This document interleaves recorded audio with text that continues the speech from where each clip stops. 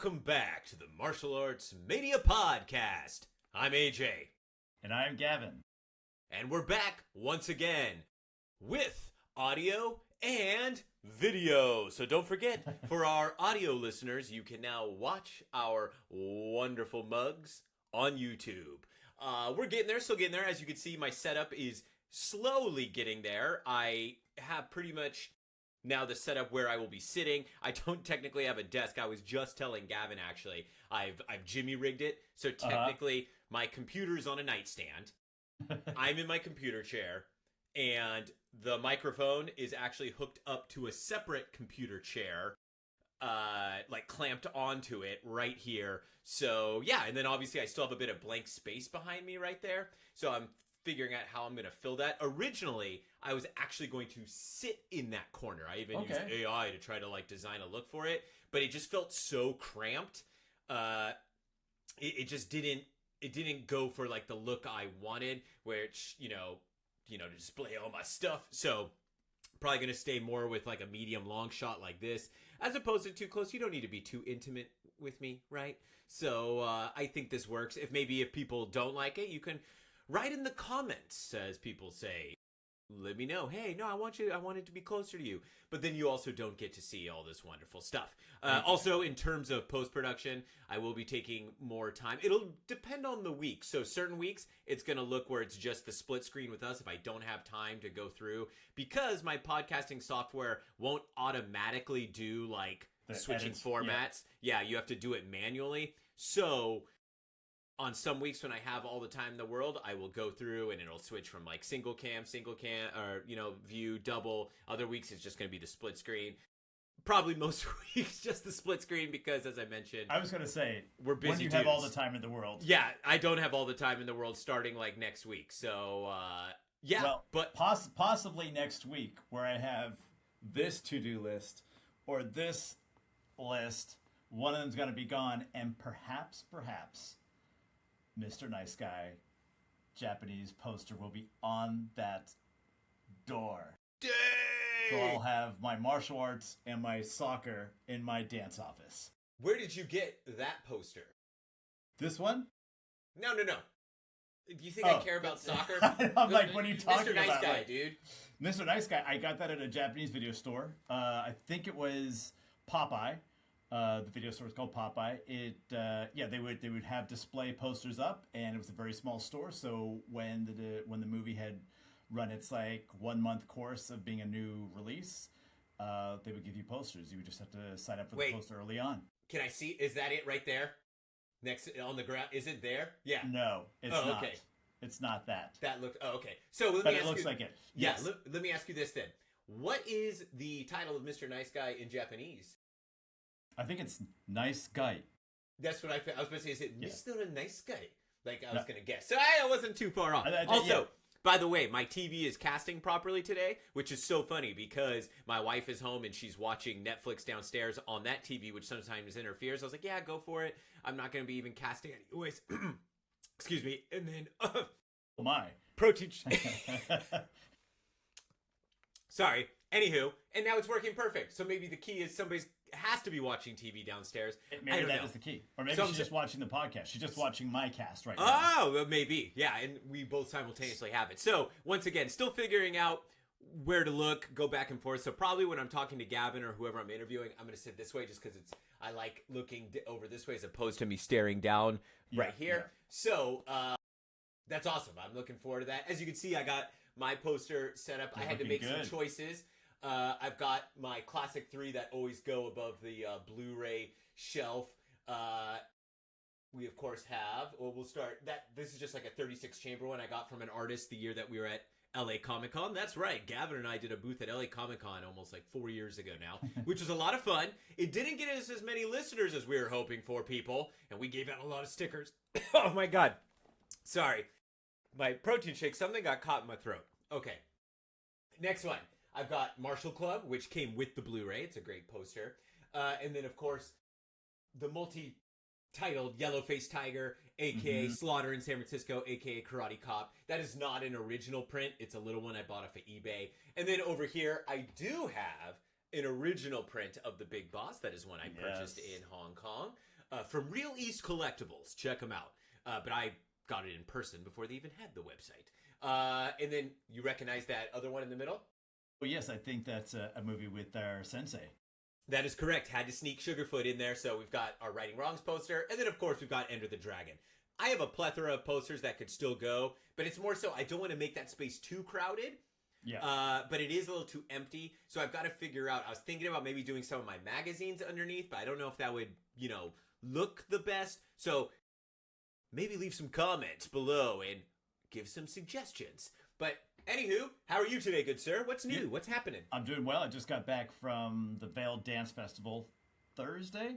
Let our listeners know, where is Vale exactly? Because we have one listener, Mr. Randall, who's going to know where that is, but maybe the rest of our listeners don't. So, well, Vale would be probably a 1 hour, 20-minute drive from Denver for Randall, except there's so much construction on the road, it's close to 2 hours. But Vale, Colorado, it's about it's like I said, about an hour 20 minutes outside of Denver towards the west, 8,000 elevation. It's a ski resort town, except during the summer, this town becomes a classic music fest. They have a 2-week, I think it's a Bach music festival for 2 weeks, and then they have like half a week off, and then they bring in the Vale Dance Festival, which runs also close to 2 weeks. So if you include the rehearsal time of the dance, it's like a classical musical festival, right? They have a classical musical festival. Well, I'm just happy. I'm happy that they're bringing it Bach. Oh. Anyways, keep going. And then they have the Vale Dance Festival, which runs, I think, about 7 days of actual like public engagement, but it's about a 10 to 14 day commitment. So the dancers go up. They have tents on the hillside where they've converted them into dance studios. They rehearse in the dance studios. Do they also have art? Oh, because dance isn't art? No, I meant like. Oh, I thought you were art. like trying to be funny. No. Do they also have art? They might have They might have a visual art festival. I'm not sure. Well, if they only have a little bit, I think they should get some Mozart. My goodness. I think we just got banned by the Vale Dance Festival. And we just lost our 20 listeners. Okay. So that's great. That's cool. And you guys got to see a lot of awesome stuff. You mentioned that last week too, like some of the Grand Canyon. Oh, and it was the drive there was great. As you know, we stopped by Vegas, saw my seafood, Don Nyam, went to the Grand Canyon, went through Monument Valley. Then you flew to New York. No. Oh, so you never went back to New York? No. I was just in Vail after the road. I was just in Vail. Sarah stayed behind. She's still performing through the weekend, and then I came back because we have our annual dance auditions tomorrow. Well, I've got some exciting news for you, my friend, next time you're in New York. So, I know you went and checked out City Wing Chun. Yes, we didn't talk about that. Yes, I did. We should say, our good friend who's been on the podcast before, Sifu Alex Richter. I know I've been a bit out of touch since I went off social media like a year and a half ago, but maybe one of his students is listening. Maybe he listens once in a while. But hope he's doing well. So Gavin, now that he's spending so much time in New York City, actually went to, I kept bugging him. I was like, you've got to go to City Wing Chun. But you got to reach out in advance to see if he's going to be there, because Sifu Alex is always out and about doing things. So you did go check it out, but he was not there. He was not there. Yeah. Not only that, you took a class. I did take a class. I took the beginner class. It turns out like you're pestering me to like go, and like the moment that like one of the first or second texts came in, I was sitting in an office in New York, and I'm like, let me just see where this place is. It was right around the corner. When I say right around the corner, I mean you exit the building, go left, turn left, enter the other building. It was there. 3rd floor. Fantastic. It was great. But exciting news for you, real quick, is he just announced on his podcast, he did like a little update video, kind of like what, future of and everything. He is now back to being the full-time instructor there. Oh, that's fantastic. And he's teaching all the classes again, which he hasn't done, I think he said like 5 or 6 years. So next time you go, you should be able to take a class with the legend himself. I'm looking forward to it. I'll probably be there sometime in the fall, so I'll definitely reach out again before I head over. But yeah, I had a great time, great atmosphere, great cohort of students. Just everyone had the right right attitude. Do you know what I mean? Like sometimes you go into places and there's that edginess, which is okay, but there was no edginess. It was very welcoming, but also like, now we're going to get down to work. Yeah, it sucks. I hate the edginess thing, but when you are a competitive like fighter, grappler, whatever it is, like you constantly have to face that, especially when you're cross training or going down to gyms or sparring nights, and I hate that stuff, man. And the thing is, you don't have to have that. You can. I've had plenty of times where other gyms come to our gym, we spar, it's good, great work, hard work, you know, we can go at it, but it's very respectable. Other times you have it where either you go to that gym or they come to yours, and right out the gate you're just like, ooh, I don't like this vibe. You're like, ooh, someone's gonna get hurt, or ooh, there's gonna be a fight that breaks out mid-fight, like, and I've seen that happen. I've seen where like one guy, you know, gets froggy with the other guy, and the other guy gets froggy back, and it's like, hey, why are you getting froggy? Is it you were froggy first? And then, yeah. I mean, we've experienced it even when we've been in a very welcoming studio, very serious but welcoming studio, and a student from another place comes in, and then that person is trying to, for lack of a better term, alpha dog all the students and alpha dog the teacher, not listen and do whatever they want to do to prove that they are good, and then, you know, it doesn't fly. I'm laughing because I know exactly who Gav's talking about. Somebody that just, you know, was making my blood boil. Goodness. Yeah, it was. We'll keep that between us. We'll keep that between us. Well, that's cool. That's great. You're back now. Awesome. I was not able to make it down to LA this week, anyways, like I was hoping. This was the week before the semester starts for all of my jobs. I now have 3 jobs, and this week was filled with meetings, trainings, all that kind of stuff. So a lot of great resources. You know, and the nice part is I get paid for all this time, so it's like I could have come down, but then I would have missed out on some key stuff. And, you know, also it's always good at the beginning of the semester to touch base with your boss and everybody else. It makes a big difference, because otherwise your first day really is just, you feel a little behind the 8 ball. So investing in your work. Yep. Plus, I'm one of my new positions. They had a quasi-mandatory, I think it was pretty much mandatory meeting where, and I wanted to meet all those people in person, right? So I actually had to drive, it was almost an hour and a half in the middle of nowhere, my new job, like their base. Luckily, the location I'm going to be teaching at is only 45 minutes from my house. So, it won't be as bad. But I mean, I drove out in the middle of nowhere, and it's funny because it made me think, how, I don't think I've told this story on the podcast yet, because we're only 3 episodes back. So I mentioned, this is a fun one for people, for my grapplers. Maybe I'll have to share a picture. So I mentioned how obviously Jessica and I eloped to Hawaii, and we're there, and we're at our hotel.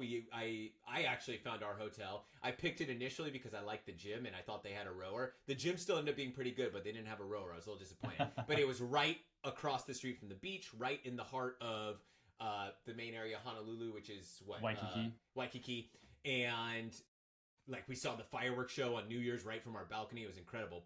And it was very, like, reasonably priced.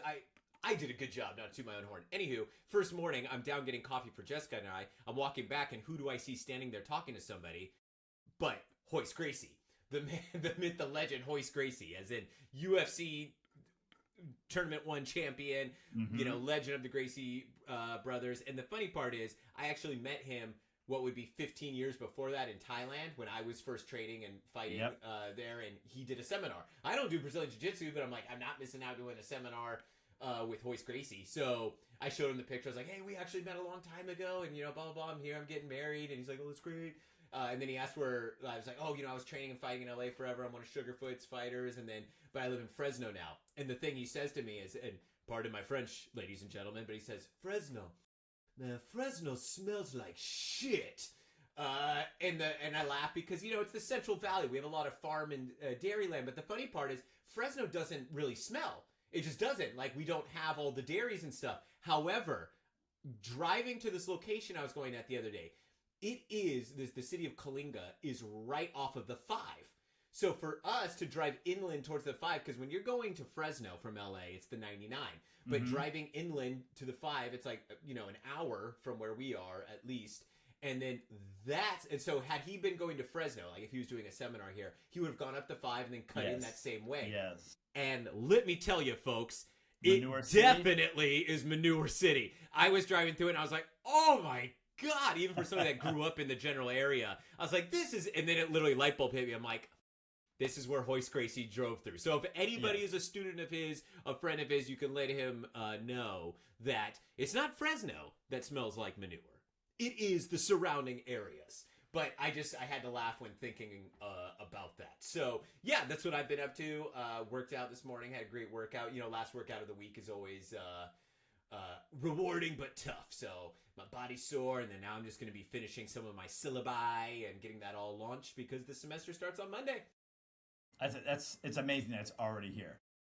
I know, but it's, as I said, when I'm busy as heck, when I've got a full-fledged schedule, I'm not only more productive, I'm also more productive in like my extracurricular activities. I don't know why it is. If I have just vacation time for 2 weeks, I will work out and then be lazy with everything else. So I like the structure. I like the grind. I've always liked that because it makes me more productive. I don't know why. It's just always been the case. So like, you know, I'll actually be able to pay more attention to stuff with the podcast, hopefully. The only thing that'll be hard is like squeezing in watching the movie. So we're really gonna have to lock it down like a week in advance. That way I could like wake up Sunday morning and watch it for the next week's recording. Yes. But yeah, so otherwise, I mean, we're going to get going with the semester, and yeah. Martial arts movie news. Off the top of my head, an exciting one I just sent to Gavin yesterday is they are finally doing a proper Blu-ray release, or 4K release, I should say, of Pedicab Driver. So, the interesting part is, it didn't say anything about a Blu-ray. And I noticed that. But I can't remember if it was Shout Factory or Arrow, because now what's happening is some of these 4K releases, like the Jackie Chan one I have right there, which was awesome, and the Ninja Turtles one, they're no longer coming with Blu-rays. So it's just the 4K. So you better have a 4K player. But anyway, they've announced a 4K release of Pedicab Driver, the Sammo Hung epic classic. They did Warner Brothers did release the DVD, almost a decade ago, which I snatched up, which was a great quality release. It had absolutely zero in special features, not even a menu.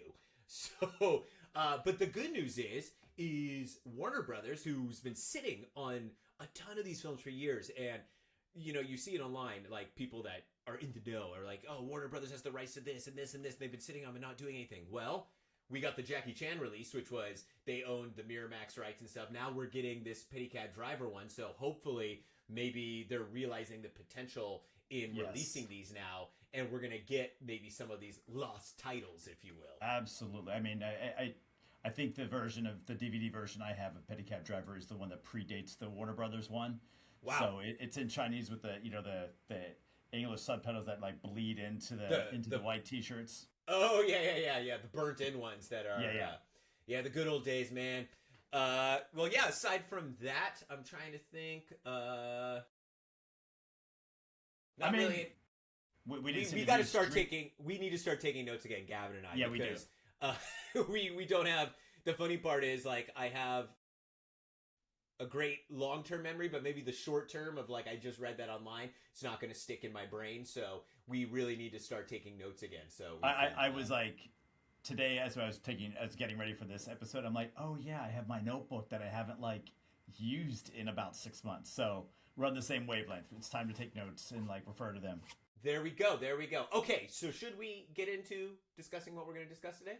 Oh, you want to take it to the streets? Well, I want to take it to the street. Taking it to the streets. Taking it to the... That was my Michael McDonald. I'm sorry, people. And Gavin's like, oh, that was supposed to be the Doobie Brothers? Anyways, we are taking it to the streets because today we are discussing the 1974 martial arts classic, The Street Fighter, starring the one and only, the man, the myth, the legend, Sonny Chiba. So, funny enough, Gavin actually suggested we do a Sonny Chiba.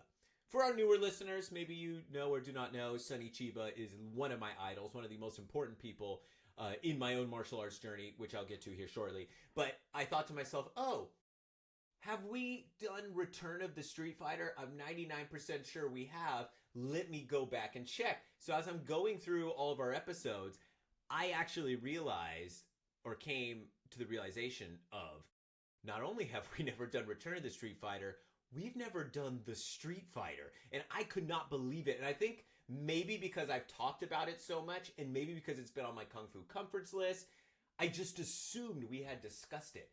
But we had not. We have never done an episode on it. So here we are today, shamefully enough. And I'm trying to think why we waited. I'm sure we maybe had a reasoning for waiting until now. But I couldn't be happier to discuss this film. I know. Because it's a huge part of my martial arts evolution and journey. This film, Sonny Chiba himself, he's had such a huge influence, which I've talked about before, but I will repeat again today. And yeah, I'm excited to get into it. So, first off, why don't you tell us the Japanese title of the Street Fighter? Oh my goodness, hold on a second. I should have asked you to prepare that. Yes. I know it's something like Killer Fist or... Yes, I mean, I'm reading it. I'm reading the characters, and it is Killer Fist, Killer Hand, Killer Person. Let's see if I can find the Japanese title of it while I scroll through here, rather than trying to read the kanji, because sometimes I misrepresent kanji. And while you're doing that, I'll sing the theme song for everybody. Now, now, now, now, now, now, now, now, now, now, now, now, now, now. Good, but it's very catchy. Did you find it yet? No, I can't. I only see the kanji version. Yeah, the kanji version. I might mess up a little bit, but try your best. Well, koroshi. Yeah, there's. Oh wait, here it is. Gei kiko kitotsu. Gei kitotsu satsujin ken. Okay. So Killer Ken. Gekitotsu. Oh man, those characters, I don't know that first character, the meaning of it, but it's Gekitotsu Satsujin Ken, which is Killer Ken. Or like assassin Ken. Or like assassin Ken. Yeah. Got it. Okay, cool. Well, there we go. So, let's talk about our first times watching this film. So for me, the first time I technically saw part of it was an edited for TV version, and I was just like, nope. And I think I've told this story back in the day, so we're talking about, I'm an 80s baby, 90s kid, so still the TV Guide era. I used to get the local TV Guide in the Sunday paper, so it wasn't like the thick, fatty book one. It was more of a thinner, paper-bound one that came in the Sunday paper, and for people that don't know, in America back in the day, the Sunday paper was huge. It had like extra everything, the Sunday comics, the Sunday TV Guide, it was incredible. The Sunday sports section, everything. So, and I've actually thought about signing up to get the Sunday paper again, the local one from the Fresno Bee. It's way more expensive than you'd think. But anyway, so I'm going through there, and that's when I used to check at the beginning of every week, every single film that was playing on basic, it would pretty much have, I think, basic cable and network TV. And that's when I saw that Dragons Forever was playing at like 2 a.m. And so I had to just set my VCR to record, and because I never trusted doing the timer. I was like, what if the like something happens and the timer's off? So I would just hit record, and it was question. Yes. Would you hit that in EP mode so it would cover a bunch of hours? Yes. So I would do the it would later VCRs were SLP long play, SLP super LP. Long play, and LP, and then SP. So SP was short, like it would be technically higher quality, but it would only record at 2 hours. LP was like it would times 0.5 or yeah. so then SLP would be like it would record up to maybe 4 hours. And so I definitely did the longest version because I didn't want to risk anything. And if I'm not mistaken, the Street Fighter was on actually after Dragons Forever. So either which way, I was like, oh, let me try watching this. And I got not that far into it where I was just like, not for me. Nope. And then, because this would have been like 7th grade or whatever. Fast forward 2 to 3 years later, DVDs have now completely taken over. And I see a 3-pack of the Street Fighter trilogy on one DVD. And freshman year of high school, AJ, my mind is That's economical. I have no money. So, wow, 3 movies for the price of 1? Let's do it. And the best part is the Street Fighter films always maintained a very high level of quality. They never got like distorted or pan and scan that bad or anything. It's not like certain films that not until recently have we seen a clear-cut version of them. The Street Fighter films were always of great quality. So even on this DVD with 3 films, it was solid. And so I go to watch the first one. I was like, I'll give it a second shot, and just fell in love. Absolutely fell in love with it. It's the non-edited. It's not the edited for TV version, so the violence is all back in there. The curse words, whatever it is. And I was just immediately enamored with Sonny Chiba and sought out everything I could of his. And a lot of the times he would be on one of those compilation movie packs that started coming around the same time. If you think 3 movies on one DVD is good, try a pack of 20 movies for $16.99. And so you would get these packs where it'd be 5 discs, and they would have up to 4, like 2 movies on one side, 2 on the other. And so I started finding a lot of his random ones, like a lot of even the Tsushiomi films, Sister Street Fighter, and when she started that he co-starred in like Dragon Princess, Shogun's Ninja, which is a great film. Yeah, even The Killing Machine, aka Shorinji Kempo, which we did an episode on that one, which is a huge one for me in terms of my martial arts evolution. Because Sonny Chiba, I wanted to be like Bruce Lee is still the my OG biggest inspiration, but there was something about the style of Sonny Chiba, like his raw athleticism. Yes. That, maybe his lines weren't always as clean as someone like Bruce, right? Or future performers like Donnie Yen, who just aesthetically are perfect. But Sonny Chiba being a real athlete, first and foremost, he was an Olympic class gymnast who was already training martial arts, but the only reason he ended up going hardcore in the martial arts is because he hurt his back and could no longer go for the Olympics. So, he's so he started martial arts according to him, and once again, memory, gets a little fickle, but around 19. And so lifelong martial artist, athlete, and real life martial artist, high level black belt in multiple styles. So first and foremost, martial artist as well as actor and performer. So in other words, his technique is extremely authentic, but it's not always necessarily like the cleanest lines like someone like Bruce or Donnie. And I guess that just resonated with me because I've been doing martial arts my whole life. I'm at a decent level by this point, but I don't always have the cleanest kicks. I'm not the most flexible, and everything else. So maybe something like that is what resonated with me. And he inspired me to do like Shorinji Kempo, which was my main martial art I did for like 3.5 years in college. It was a great foundational system for me post Korean karate, if you will, as a kid, and the little bit of Wing Chun I did as a kid. That's right, folks. AJ actually did Wing Chun in high school for off and on for about 1.5 years.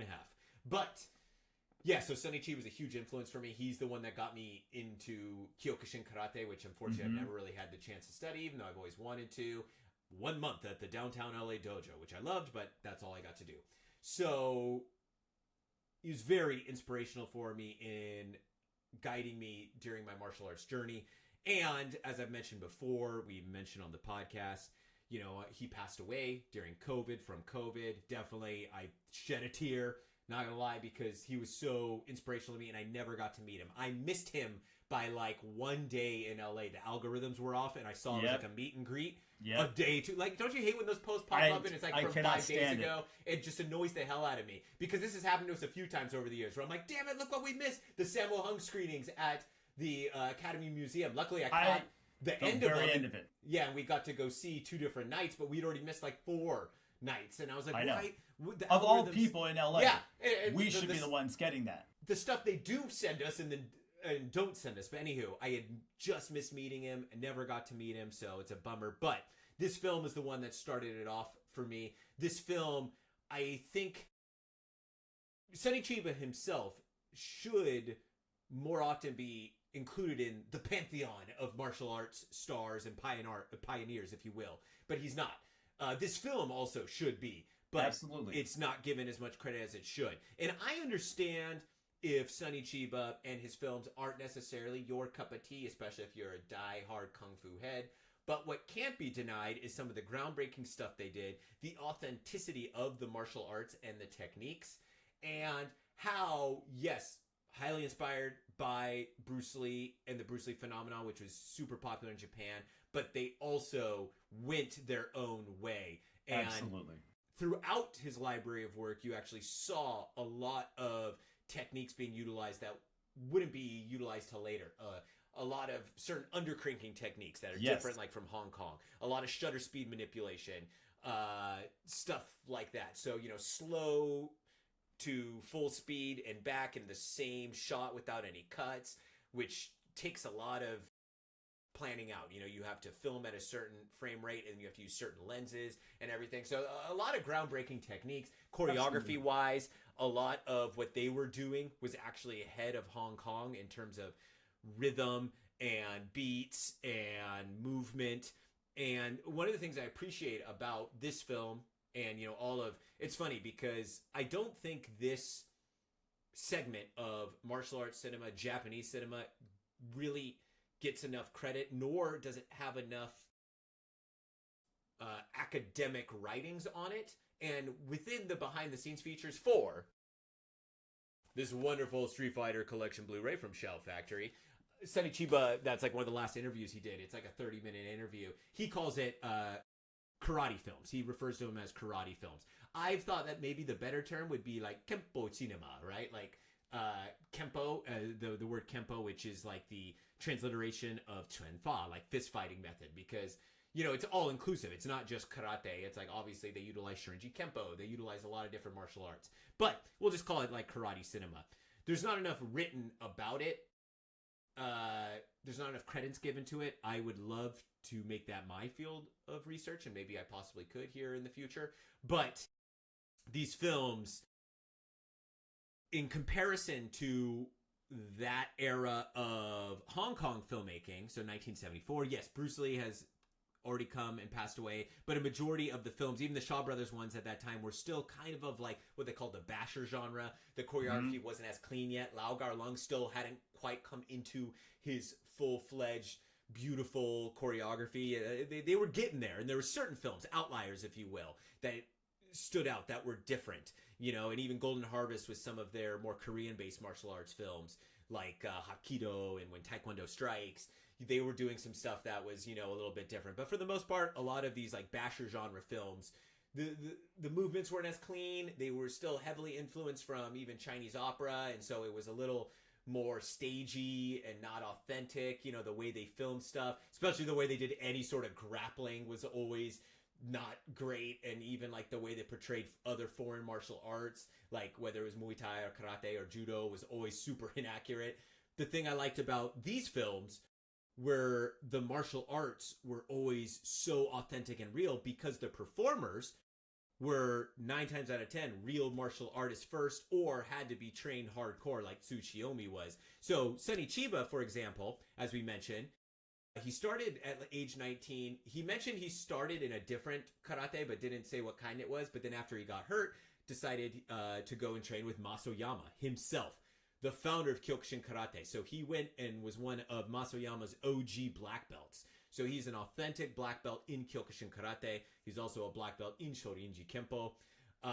As far as that, I mean, online there's all sorts of conjecture, like, oh, he was also a black belt in Ninjutsu, and also a black belt in Judo, and also a black belt in Kendo. He did mention in that interview he also studied Kendo.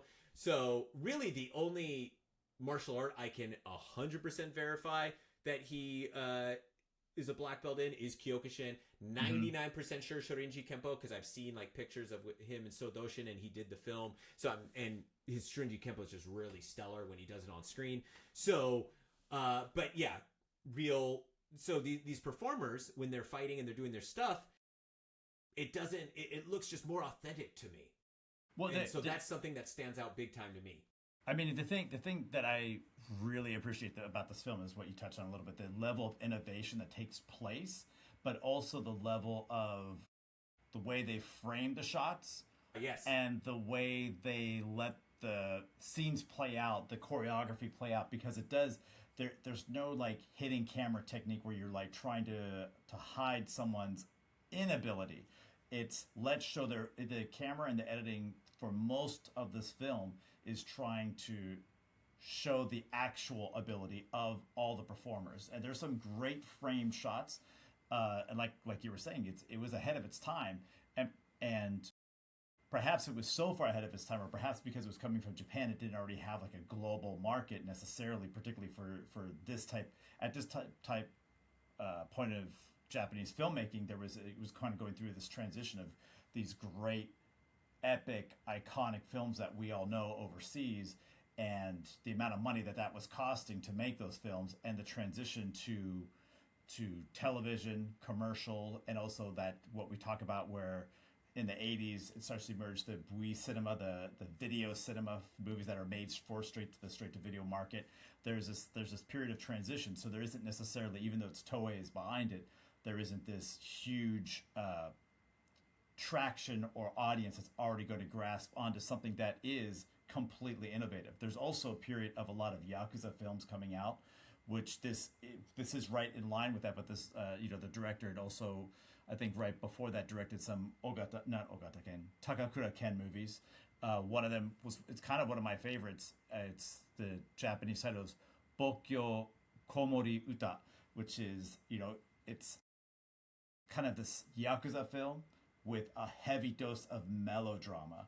And that's what you would always get with the Takakura Ken movie. So, I mean, even, the director, Shigehiro Ozawa, came to this film, The Street Fighter, with a ton of movies under his belt, probably at this point close to 90 films under his belt.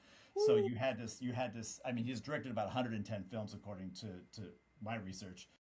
So you had this director who is an incredible veteran, and you have Sonny Chiba, and then you have, I love how they, at the beginning of the film, they give the credits for who the karate choreographers are, the wrestling, kickboxing choreographer, the boxing, military. Yeah. Yes. It's so there's a level of authenticity with veteran filmmaking style and innovation that just makes this film stand out. Right. And real quick side note with that. So, in terms of etymology and terminology and so forth, there's a lot of people that lay claim to creating the term kickboxing or kickboxer. I love him to death, Sensei Benny, but he's quite often like taking credit for coining the term.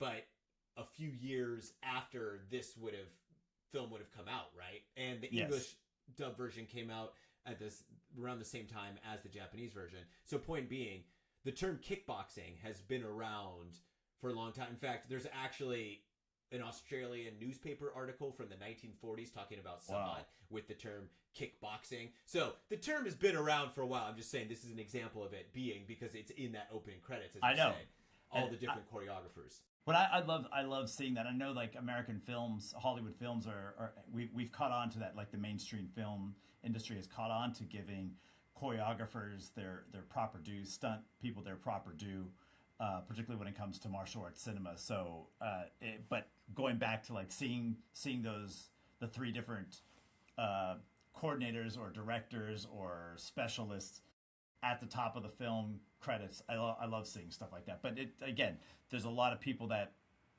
worked on this film that helped make it stable with the veteran filmmaker in Ozawa, but also innovative with everything that they were trying to capture. And it's an incredible film, particularly from the innovation. What I would call, like, we listeners know, and soon to be viewers will know, we do comfort film lists, right? Kung Fu comfort films, baby. Kung Fu comfort, and this is a rated R Kung Fu comfort film. Oh yeah. I mean, technically, at one point, I guess allegedly it was rated X because of the level of violence when it was first released in America. But I mean, that's also, while people try not to have their films rated R, they like dumb it down here or there, or edit it out. There are people who would latch on to something like that to be shocking. We should mention something too, because you mentioned kind of like not being able to find that audience necessarily at this time. Gavin brought it up.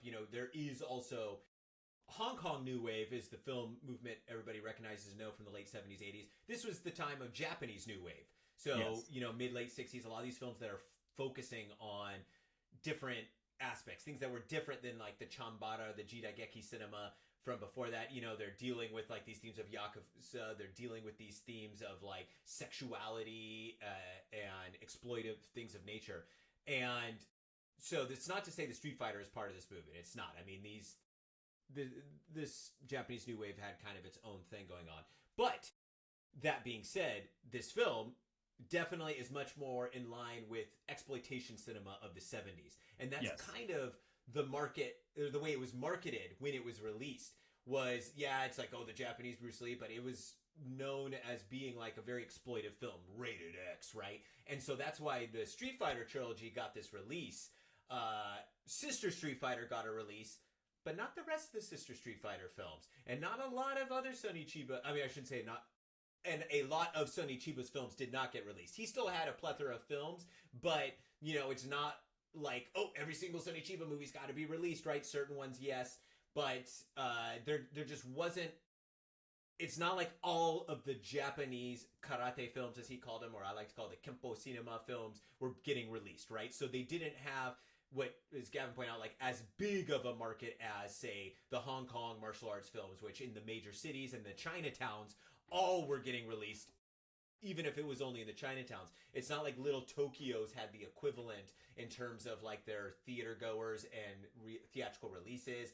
Not like the same way the Chambara films did get these the equivalent of like independent film releases in like film festivals and maybe major cities in America and so forth. Because so that's just a difference right there. And I mean, the other aspect of this film that I really like, and I know we'll touch on it, is the almost documentary style feel to some of the scenes, particularly the training sequences. Yep. Oh, that. Okay, I get what you're saying. Yeah, sorry. So it when I'm watching that, I'm like, it feels like a lot of the documentaries we've watched on karate tournaments, and because it's all real. That's the thing. Is. Like, so Gavin's referring to when they go to the Seidokan dojo with I'm trying to blank. Hold on, I've watched these films sometimes. His like frenemy throughout the trilogy, Sensei Utagawa. No, Utagawa. Here, hold on, I'll look it up.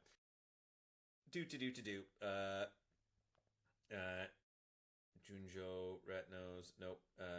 Masaoka. So played by Suzuki Masafumi, who was a real life, I believe, Goju-ryu karate expert who had a fascinating life. He actually was he the one that refereed the fight with Muhammad Ali and Antonio Inoki, or was that Gene LaBelle? I can't remember. He had something to do with that event. But anywho, he actually passed away in Taiwan in the early 90s randomly. But anyways, so he plays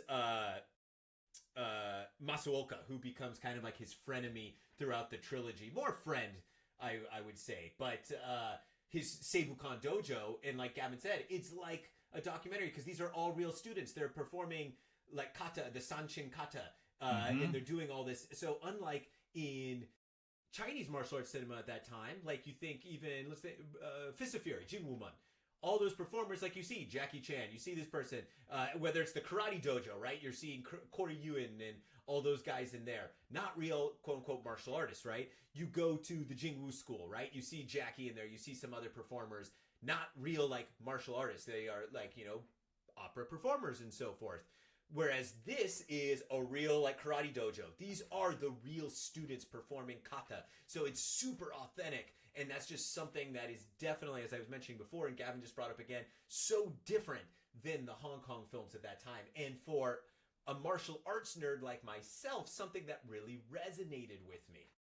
Man, that's one of the scenes that, like, when I go back, like, we've talked about this being a comfort film already.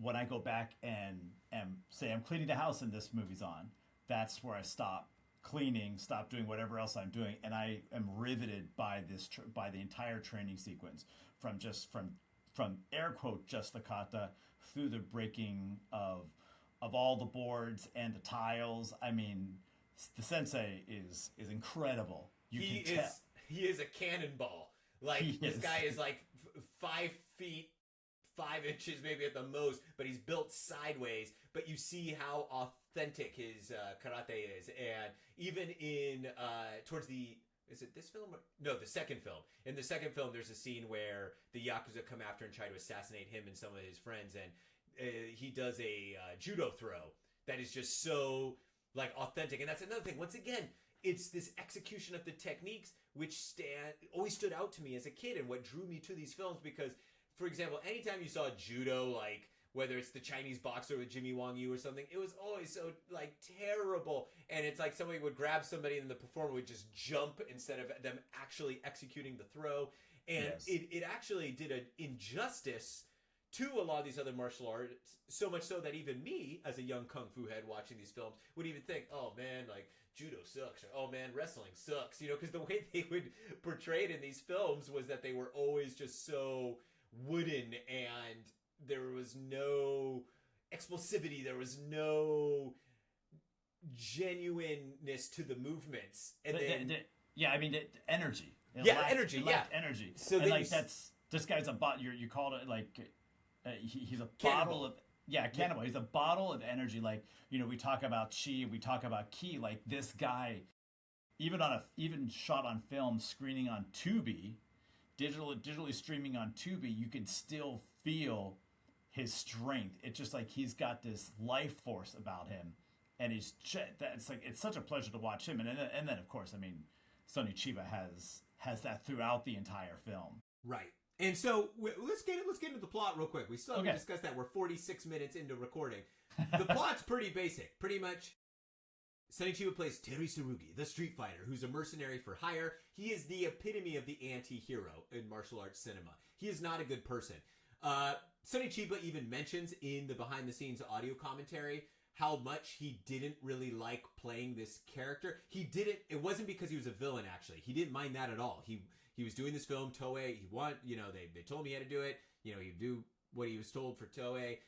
He liked actually playing kind of the villainous character, or didn't mind that. It was more so the extreme violence he'd execute at certain points, like ripping out people's throats. Some of the key trademark elements people loved at that time, still love to this day. That's what really bothered him. He kind of seemed to have like a love-hate relationship with the film, because he loved that people still watched it and enjoyed it and appreciated it. But I think for him, it was just really hard to play that character. And as the trilogy progressed, they made him much less of an anti-hero. So by the time they get to the final film, he's much more like a PG version. But in this first one, he is definitely the anti-hero, meaning if he does so, and quite often, we've talked about this in the past, the anti-hero is misdefined, what it truly is, but really, it's this protagonist that does not have good morals, and if they do the right thing, it's not because they're doing it for the right reasons. So, and this film is the greatest example of that, is even when he does the right thing, it's more so because it's, he's like angry at the villains, and that's why he's getting retribution or rescuing the girl. Not because it's the right thing to do, and the Bushido code. No, it's like, they did me wrong. Those dirty, those dirty fools. Now I will get my revenge. Like, so that's why punks. Yeah, exactly. Isn't that mean and nasty? Well, the thing that I really appreciate, because AJ and I have talked for a long time. We've done our top 5, like villains top 5. Like we've gone and done different lists like this. We've always talked about doing a top 5 anti-hero list, but it's so hard to do a top 5 anti-hero list that is strictly in the martial arts genre. But of course, like this as I was rewatching it for this episode, I'm like, he would probably be at the top of the charts because, like, in the past we've already mentioned Dragons Forever. I've talked about, like, Jackie Chan's character is kind of an anti-hero, but it's his anti-hero as a Jackie Chan character. Yeah. So it's like, maybe he makes the top 5, maybe he makes an honorable mention of what an anti-hero could be, but like this is out and out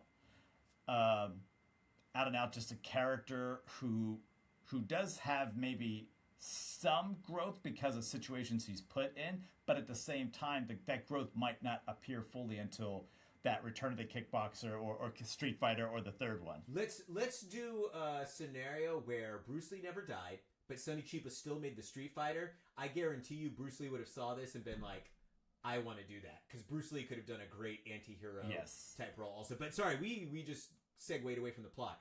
He plays Terry Tsurugi, a mercenary for hire that will do anything if the price is right. More or less, he ends up crossing the Yakuza.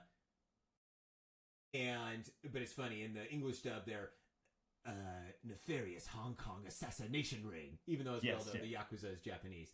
So I believe it's more so they're probably supposed to be the triads. I haven't watched the Japanese version in a while, which that's the great thing about the Shout Factory Blu-ray. It has the Japanese audio tracks, which we never had in America up until then, as far as I know.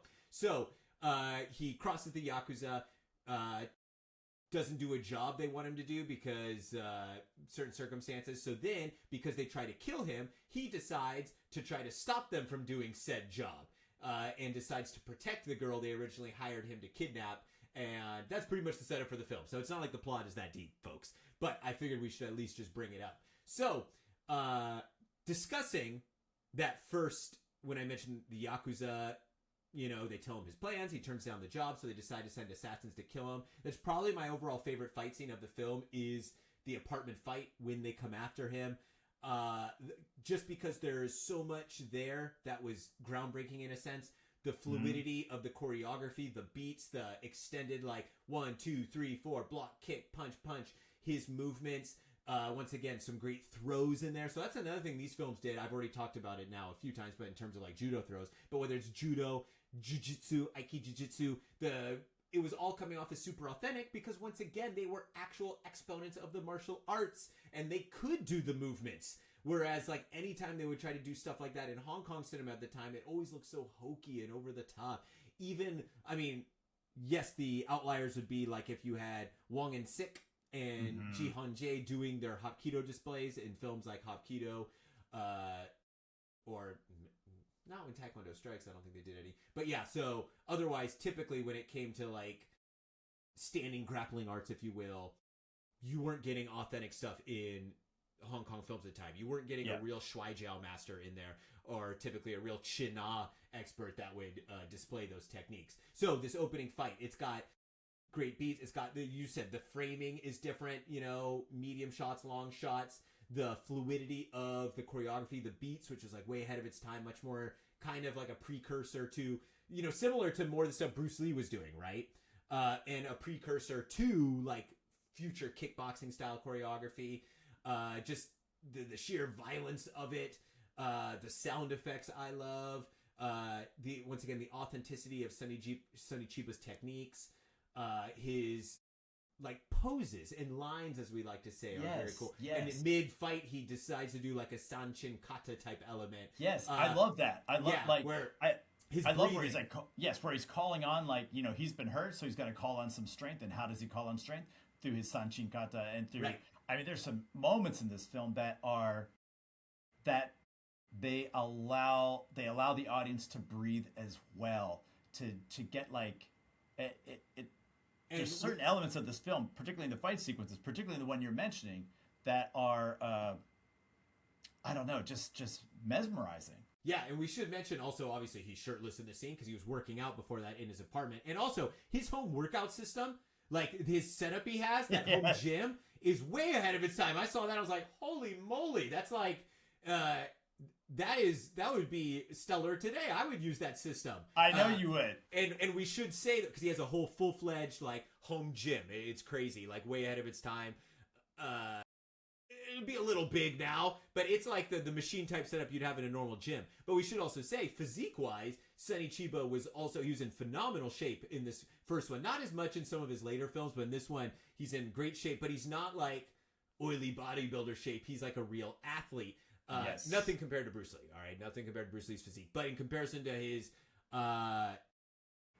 contemporaries outside of Bruce Lee, he was a step above and beyond, If you're talking about an athlete, possibly today, not your Cristiano Ronaldo's, but an athlete who plays soccer, who celebrates a goal by taking off his shirt, you would see that. That's the level of he was pure athlete. Fitness. Right, exactly. And, more so than, say, a comparable one at the time would have been T Long in Hong Kong, who was in good shape and stuff, but you saw Sonny Chiba as, this is an athlete, this is a functional athlete. You see him when he's doing the breathing, flexing, you're all right, he's got muscles in all the right places. He doesn't, have, the biggest pecs, but he doesn't need the biggest pecs. So, so that first scene is great. We have all sorts of fight scenes throughout. The next two films have a lot more fight scenes than this one. And that says something. But even the finale on the ship has some incredible choices in terms of the camera work, in terms of some crane shots, in terms of the choreography and movement, and just the fluidity of it all really stands the test of time. And watching it, you realize how ahead they were. The Japanese Action Club, which this is the acting school Sonny Chiba form. It should be noted, and this is a misconception that he clears up in that behind the scenes interview. The Japanese Action Club was not formed to train action actors. It was formed to make actors go through physical training, because Sonny Chiba felt that Japanese actors were pretty much all in terrible shape and physically were weak, and therefore it was hurting their performances. They couldn't emote. They couldn't give the best performances possible because they were so physically out of shape and weak. That's why he formed the Japanese Action Club. From there, though, he happened to birth some big Japanese action stars, like, I mean, you count himself, right? And his brother, Jiro Chiba, right? And then Etsuko Shiomi, Su Shiomi. Of course, Haruyuki Sanada-san, right? Who's now, Golden Globe winning actor. In, all of these incredible performers and also martial artists. But that's the reason he initially formed that school, the Japanese Action Club. You were going to say something? Yeah, I mean, if we just take a moment and think about what his club did and what his films do, they're not just self-serving. They have impact that go, like the Street Fighter to this day is an inspiration to filmmakers, to people like AJ and myself, and his Action Club is still, even after his passing, is still having a positive impact in cinema today. That's what I really appreciate about Sonny Chiba. It's always been more than just about him. It's always been about what comes from that. How can he inspire, and how can he give back, and how can, I mean, at least from professionally speaking, it's just, yeah, that's all I wanted to say. There you go. If you have not seen this film, I highly suggest you pick up the Shout Factory Blu-ray with all three films. Incredible restoration of them, especially the third film, because the third film, keep in mind, as I said, all three of these films got a U.S. release, but the third film was highly edited. Like they literally chronologically switched the orders of scenes in order to make a whole new plot and redubbed it. So this Blu-ray release is the first time ever they have both versions of the film on there. They have the U.S. release English dub, then the original Japanese version in Japanese. So it's really special. You get to see the actual movie as it was supposed to play out, and you're like, oh, that makes more sense now. But I highly suggest you pick up this 3-pack. Totally worth it. Great investment. These films are fantastic. If you haven't seen any of these films, the Street Fighter, even though it's like the upper echelon, and we always say don't start with the best, you could start with this trilogy for sure, and then there's plenty of more great ones. We have a brand new Blu-ray release coming out for Shogun's Ninja, which we did an episode on. Yes, we did. Already pre-ordered mine. I don't think it's 4K, unfortunately, but it should still be a great copy of that. So there's all sorts of these films still available. Then there's still Shout Factory's done multiple Sonny Chiba box sets. Obviously, we did his Masayama films. I did an episode with Sifu Topher, and but they've done 2 separate box sets with a bunch of the other films like Bodyguard Kiba and the Karate Warriors. And there's still a few they haven't done yet. I'm still waiting for a good release of Dragon Princess. So the Tsushiomi one that Sonny Chiba is just in the beginning. But any final closing thoughts on this film? I know we rambled a lot on today's episode. We could have possibly even talked more about the film, but we've talked about Sonny Chiba so often in the past. We will continue to talk about him, but it's just nice that we finally gave credit to the ultimate film that really birthed the rest of these amazing Japanese karate cinema or kempo cinema. Well, like the first time I saw it in Japanese. Second time I saw it, it was like a butchered U.S. TV version. I've always every time I've watched it in the U.S., it's always been the dub version, which is what I did this time as well. So wait, did you get to see the Japanese version then as a teen? In Japan, yes. Whoa! Wait, tell us about that, because I mentioned my first time watching it, but how did you see it, or did you rent it, or what was? I rented it, and as our listeners and viewers will know that. We both have very strict families when it comes to watching rated R movies. Yes. So how old were you then? Probably in my late teens. like it's one of the summers so it's probably one of the summers I'm visiting Japan. You know, like my mother, like so in my teens, like renting the VHS player from the video store again from Popeye, right? The video store and renting the videos and watching them.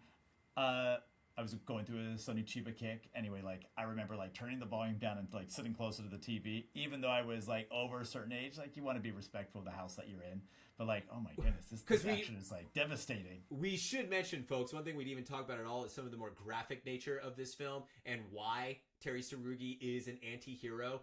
For example, the beginning of the film, he rescues a guy from prison, and when it comes time for his siblings to pay up, they don't have the money, so he inadvertently kills the brother and sells the sister into prostitution. And so there is a couple of scenes of sexual assault. One of them is definitely a little hard to watch. The second one, Sonny Chiba rescues the girl, but that's also a little hard to watch. And then castrates the guy who is committing the sexual assault. So there is some graphic stuff in this film, not for kids. I'm glad actually this all came up, because don't watch this one with your kids if you have like younger kids that are into martial arts cinema. James, do not let your son watch this film yet. How old is he?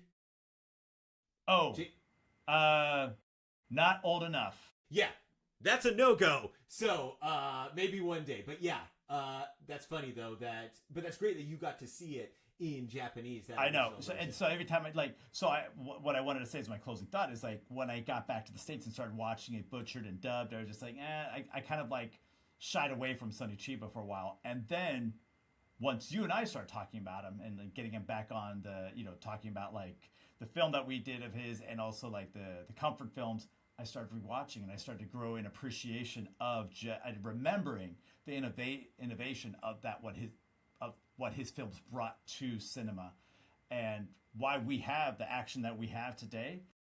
He is one of the founding pillars, in my opinion. Oh, yeah, no doubt. Great final closing thoughts and notes. I don't think I could summarize it better myself. So that's pretty much it for today, folks. Once again, if you're listening to us on audio, you can now watch us on YouTube. If you're watching us on YouTube or you just discovered us on YouTube and you prefer audio, you drive a lot, we're on all the audio platforms. We appreciate everybody's support. Once again, we do this for the love of it. We will continue doing it. We will be back next week. Once again, this episode's probably going to drop on Monday morning.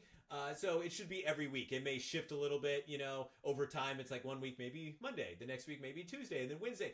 We'll keep them coming, though, weekly. And we will have to figure out what we're going to talk about for next week, my man. I'm looking forward to it. Alrighty. It's been awesome chit-chatting with you. Likewise. Viewers, we will be back next week. Adios!